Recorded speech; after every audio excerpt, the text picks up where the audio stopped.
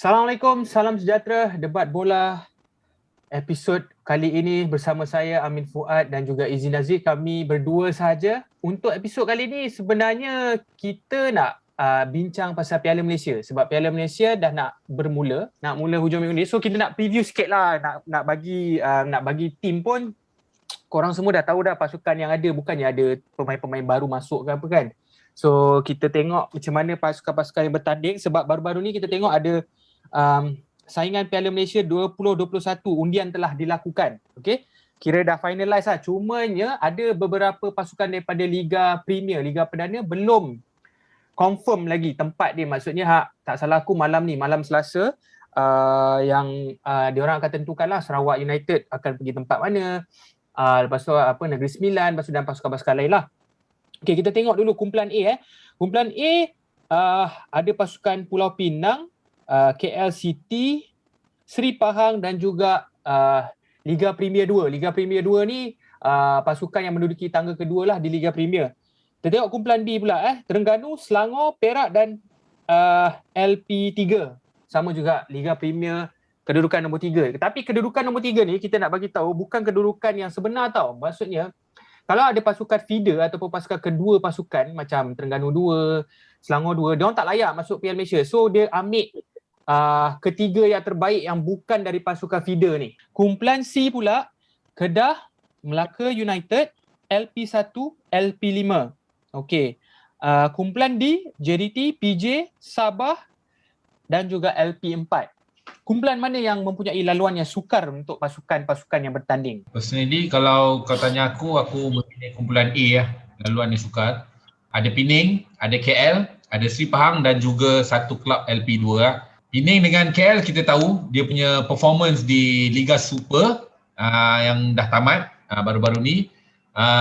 Boleh dikatakan antara pasukan yang strong, especially untuk Pening sebab Pening ni okay, kali ni aku nak berseronok dengan Pening lah. Macam sebelum ni aku macam dengan Pening sikit. Bukanlah aku nak kata Pening ni tak hebat, tapi aku tak nampak taring dia. Tapi di surround time aku dah nampak Pening suka membuat satu kejutan. So aku rasa there's might be something lah dekat kumpulan A ni untuk KL juga. Boleh dikatakan bukan pasukan belasan. Okay. Dia ada pemain-pemain yang quite bagus. Kita tahu Paulo Josue akan ada. So ini antara pemain-pemain KL yang akan menyumbang gol untuk pasukan KL. And then Seri Pahang. Okay, Seri Pahang ni kalau kita nak cerita pasal performance di Liga Super memang agak teruk lah kan. Kita tak menjagakan Seri Pahang ni akan berada ala-ala di kedudukan terbawah tu. Tapi kena faham Seri Pahang diorang dah refurbish dia punya team. Kita ada, Pahang ada pemain import macam Hidalgo apa semua tu. Orang kata Pahang ni lebih macam lambat nak start. Bagi akulah kan. So mungkin dia boleh buat comeback dia ketika kempen Piala Malaysia. So ini adalah bagi aku kumpulan yang agak tough lah berbanding dengan kumpulan B, C dan D. Aku terpaksa bersetuju dengan Izzy. Penang sebab Penang menduduki kedudukan nombor 3 dalam Liga Super. KL menduduki tangga ke-6 dan juga pasukan yang tak pernah tewas di laman sendiri KL. Seri Pahang pula, yalah walaupun dia menduduki tangga yang agak corot, tetapi kita kena ingat liga dan juga tournament pertandingan lain. Ni pertandingan kalah mati. So agak berbeza di situ. Liga dia macam marathon sikit, panjang. Jadi mungkin dia boleh buat kejutan kat situ dan rekod Seri Pahang di Piala Malaysia agak baik. Juara 2013 bersama Dollah Saleh juga, bersama jurulatih yang sama pada tahun 2013. Ada pengalaman lah jurulatih Dollah Saleh. Untuk LP2 antara antara Negeri Sembilan atau Sarawak United. Aku bacakan sikit lah. Negeri Sembilan ni dia punya tonggak dia adalah Zakwan Adha dan juga Akono, pemain penting untuk Negeri Sembilan. Kedua-dua mereka meledakkan, aku tak ingat beberapa gol lah untuk pasukan Negeri Sembilan lah. Mempunyai jurulatih yang berpengalaman dalam K. Devon. Pernah menjuarai Piala Malaysia tahun 2011 menewaskan Terengganu. Ini Negeri Sembilan lah kali terakhir dia menjuarai Piala Malaysia, bukan K. Devon. Aku tak pasti K. Devon pernah menjuarai Piala Malaysia. Aku rasa tak pernah. Okey, Sarawak United, pasukan yang baru, mempunyai ramai pemain berpengalaman. Kalau kita tengok kat sini banyak pemain-pemain yang nak kata tua lah, season pemain yang dah dah berumur seperti Taylor Regan, favorite Izzy, Mak Yo, Sandro da Silva, ada Ashri Cucu, ada Uche Alba, bekas pemain Melaka, ada Gopi Rizki, bekas pemain Pulau Pinang, Chan Turu, Amir Saidin, Kristi Jayasilan. Kau tengok berapa ramai tu yang ada di skuad Sarawak United. So mereka ni semua berpengalaman lah. Tetapi Uche Akbar, penjaring ketiga terbanyak dalam Liga Premier, adalah tonggak orang kata penyerang pasukan Sarawak United lah. Format kumpulan dengan 6 perlawanan dilalui setiap pasukan. Suku akhir pula dan separuh akhir juga timbal balik, dan satu perlawanan akhir di venue berkecuali, maksudnya di neutral ground lah orang kata. Okey, ini kita nak buat prediction sikit lah Azzi. Pasukan mana yang akan layak ke suku akhir, maksudnya top 2 untuk kau, juara dan naib juara daripada kumpulan A sampai kumpulan D. Aku start dulu dengan Azzi.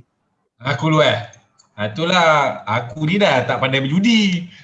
Asal Amin tanya je, judi tikam aku mesti tak kena. Ni masalah ni, tapi kena jawab lah kan. Pemandangan aku je ngambil kan. So aku kena bagi yang Johan dengan naib Johan untuk setiap kumpulan lah.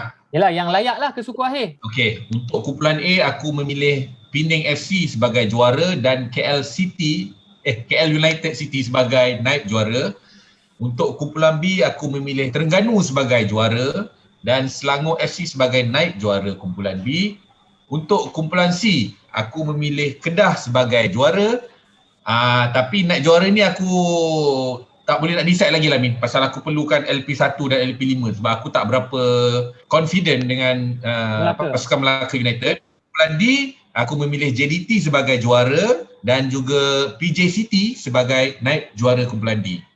Okey. Aku pula ni aku punya pilihan pula. Untuk kumpulan A, Pulau Pinang juara, KL City naib juara. Untuk kumpulan B, Selangor juara, Terengganu naib juara, naib Johan lah dan kumpulan. Untuk kumpulan C, aku memilih Kedah juara. Aku memilih pasukan yang menduduki LP1 sebagai naib juara, antara Sarawak United atau Negeri Sembilan. Kumpulan D sama juga macam Izzy, JDT juara dan PJ City. Menurut Rudy Ramli bekas penyerang kebangsaan, Selangor dan KL dia kata adalah pasukan ancaman di Liga Malaysia. Selain pasukan utama lah. Pasukan utama maksudnya top 4 dalam liga itulah yang kita tahu, Terengganu, Kedah, JDT dan juga Pulau Pinang.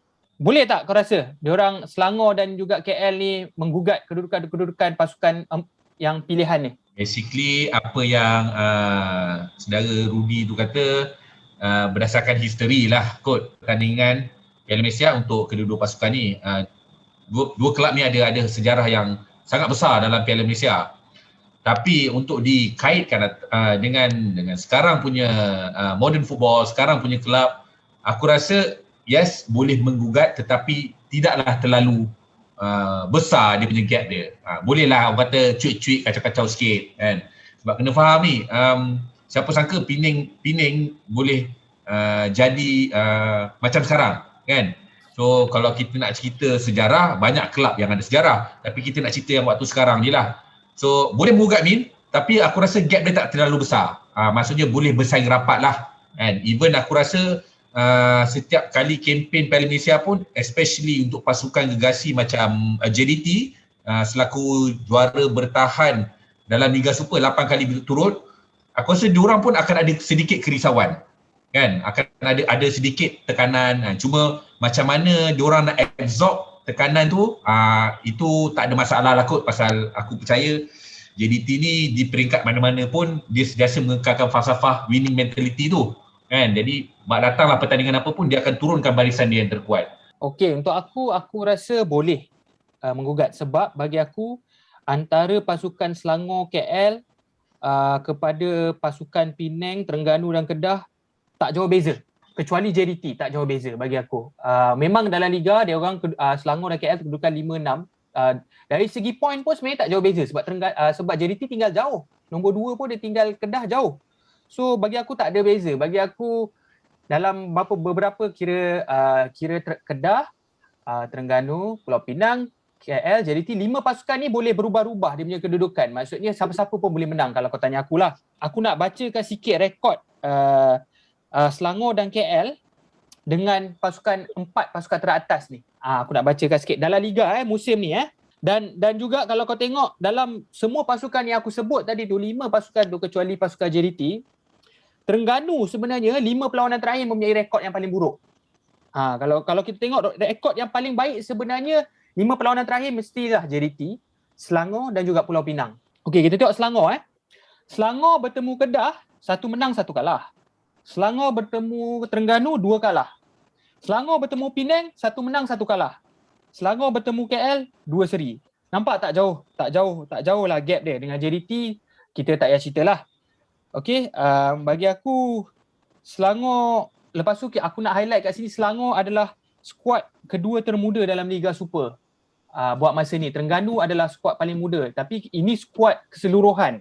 Maksudnya skuad match day, tapi skuad yang bermain minit permainan sebenarnya Selangor paling muda. Ni kita cerita pasal muda tak muda lah. KL pula, kita tengok rekod KL. KL lawan Penang 1 menang 1 kalah. KL lawan Kedah 1 menang 1 kalah. KL lawan Ganu 1 menang 1 kalah. Nampak tak jauh dia orang punya gap ni. Kecuali dengan JDT yang mungkin agak jauh lah. Okey, kita beralih kepada Dollah Saleh. Ni favorite Amir ni sebenarnya. Dia akui sudah menerima ramuan yang diperlukan untuk menghadapi saingan Piala Malaysia. Pahang boleh mencabar kumpulan A. Kali terakhir juara 2014 menewaskan JDT. Macam mana Zee? Okeylah, Pahang Itulah juga aku nak cakap kehebatan Pahang yang dulu dengan kehebatan Pahang yang sekarang ni sangat besar, gap dia sangat jauh. Kan? Walaupun kita boleh tengok muka yang sama ataupun head coach yang sama, which is Dollah Saleh, tapi dengan barisan pemain yang ada, dengan prestasi yang sebelum ini ditunjukkan di peringkat Liga Super, aku rasa agak sukar sebenarnya untuk Pahang bergerak lebih jauh dalam kempen Piala Malaysia kali ini. Tetapi aku mengharapkan there's something magic lah untuk pasukan Pahang ni, sebab aku percaya yang import yang baru-baru diambil ni boleh bagi something untuk pasukan Pahang bagi kempen Piala Malaysia kali ni. Pasal not bad lah, tapi cuma import tu bukan import yang awal, jadi agak slow start untuk bagi diorang ni. So mungkin kempen Piala Malaysia kali ni is a good run untuk pasukan Pahang, tunjukkan habis-habisan, especially untuk pemain import diorang. Pasukan mana bakal berentap dalam perlawanan akhir dan akan digelar sebagai juara Piala Malaysia? Yang akan berada di pentas akhir untuk kempen kali ini adalah pasukan Penang dan Johor. Itu aku punya prediction lah. Dan aku nak sangat tengok dua pasukan ni berentap di perlawanan akhir. Dan pilihan tak lain tak bukan lah. Dan aku optimis, aku cuba jadi realistik. JDT akan menang dengan Penang di pentas akhir Piala Malaysia kali ini. Kempen untuk Piala Malaysia ni, itu aku punya pilihan lah. Tapi itulah, dia sebenarnya bila kau cakap JDT lawan Penang tu, kita nak kena tengok dia punya bracket tu. Faham tak?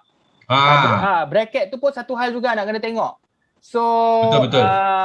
Macam contoh, kalau macam Terengganu juara kumpulan B, dia akan jumpa JDT semi final. Dia tak akan separuh akhir, dia tak boleh jumpa JDT dalam akhir. So maknanya naib juara kumpulan B boleh jumpa JDT di final. Macam itulah, dia ada bracket-bracket dia. So aku tak tengok lagi bracket tu kan.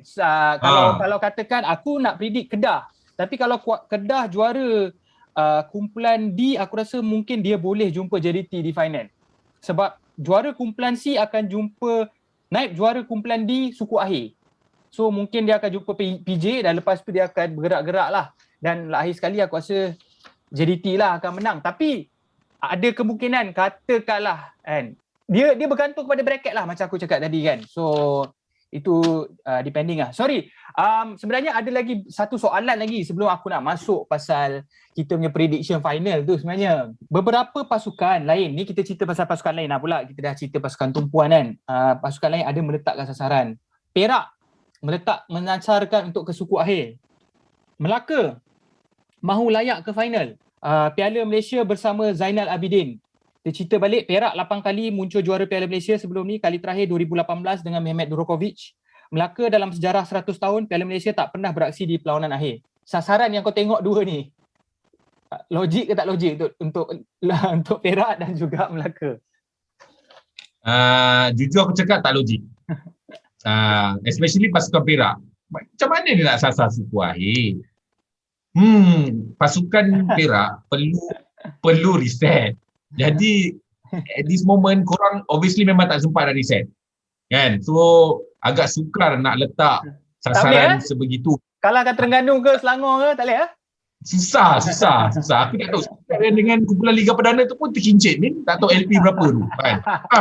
Kan? Kemudian tu ada satu lagi pasukan yang Perak nak kena hadap. Kan? Bukan aku nak kita bukan nak downkan Perak kan, tapi kita cuba realistik lah. Lagi sekali ayat dia realistik. Kemudian untuk pasukan Melaka, aku tak pasti macam mana sasaran itu difokuskan. Sebab dia nak bangun tidur kot. Tak tahulah mana idea dapat kan. Kalau dia cakap suku akhir tu, aku nak juga cuba bersama, tapi dia terus target akhir Wow. Aku rasa dia lebih kepada macam dia nak Melaka masuk final daripada dia target lah, macam tu lah. Zainal Abidin. Ataupun dia jenis orang macam ni. Confident lah. Kalau target kita target yang lebih tinggi. Sebab kita tahu tak dapat tinggi tempat bawah dia. So maksudnya mungkin dia target akhir, tapi dia nak pergi suku akhir tu. Nak pergi separuh akhir tu. Kita pun tak tahu. Okey, untuk aku pula, aku bersama Izzy lah. Aku rasa tak logik lah untuk Perak melepasi Selangor dan Terengganu untuk masuk suku akhir. Sebab nak lepas masuk suku akhir, kau kena lepas dua pasukan utama ni dulu. Dan kita tengok Perak punya rekod dalam Liga Malaysia. Liga Super bertemu Selangor dua kali kalah 3-1, 3-0. Bertemu Terengganu 2 kali kalah 2-0, 5-0. So agak sukar lah. Mungkin dia nak bersaing dengan pasukan LP 3 tu pun agak kena bersaing dululah kan. So untuk Melaka pula, kalau dia nak masuk final Melaka ni aku dah tengok bracket dia. Melaka ni andai kata tempat kedua dalam kumpulan C di belakang Kedah.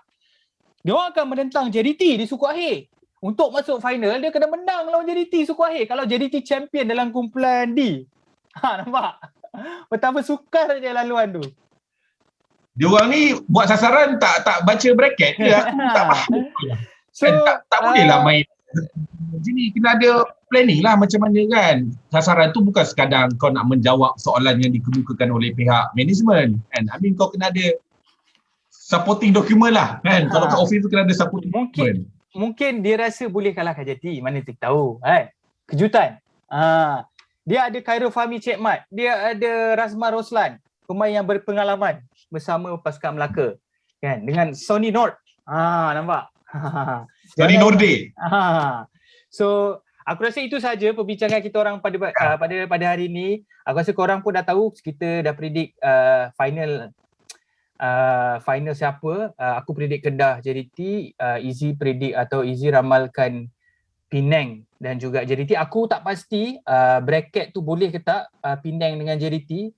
Aku takut nanti kita ubah lah Penang JDT. Nanti aku ubah lah kalau kita dah nampak bracket yang sebenar tu. Kita boleh ubah lah kan. At this moment kita letak Penang dengan itu hanya sasaran lah ataupun ramalan lah. So macam sasaran Melaka dengan Perak buat tu macam inilah sasaran kami. Sama je kan. Cuma kita realistik. Okey, aku rasa itu saja perbincangan kita pada malam ni. Terima kasih. Korang boleh ramalkan sebelum Piala Malaysia ni. Assalamualaikum, salam sejahtera. Terima kasih.